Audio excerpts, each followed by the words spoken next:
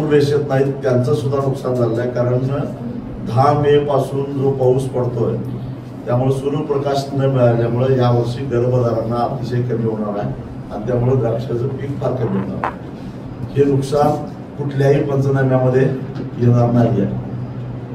ओला दुष्काळाचे नेमके निकष काय आहेत? कारण मुख्यमंत्र्यांनी म्हणले की या ओला दुष्काळाचा सांगितलं की स्वतः मुख्यमंत्री जेव्हा विरोधी पक्ष नेते होते तेव्हा वारंवार सरकारला पत्र लिहून ओला दुष्काळ जाहीर करा असं मागणी करत होते आणि आता ते म्हणतात की ओला दुष्काळ ही संज्ञाच नाही.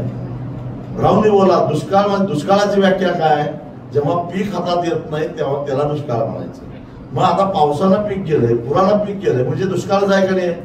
मग तो कोरडा दुष्काळ असो. उलट कोरड्या दुष्काळापेक्षा ओला दुष्काळ हा जास्त नुकसानीचा असतो.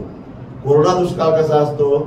एकतर अजिबातच पाऊस पडत नाही त्यामुळे पेरणीच करता येत नाही म्हणून दुष्काळ. म्हणजे किमान खर्च तरी शेतकऱ्याचा वाचतो, नाहीतर पेरणी झाल्यानंतर पाऊस लांबतो आणि मग पीक करपून जातं. त्यातही फक्त बियाण्याचाच खर्च शेतकऱ्याचा होतो. पण ओल्या दुष्काळामध्ये पीक कापणीला आल्यानंतर पीक सगळं नष्ट झालेलं आहे आणि आता ते कुजलेलं शेतातलं पीक काढायला कापणीपेक्षा जास्त खर्च येणार आहे. म्हणजे शेतकऱ्याचा 100% खर्च होणार आहेच पण उत्पन्न मात्र शून्य अशी परिस्थिती आहे. आंदोलन करू, सरकारला हैराण करू आणि सरकारला ओला दुष्काळ जाहीर करायला भागच पडू. हे जे सरकार आहे आता सध्या सत्तेबद्दल नेहमी सांगत आले की आम्ही शेतकरी हिताचं सरकार. काय वाटतं केलं ते सांगावं त्यांनी.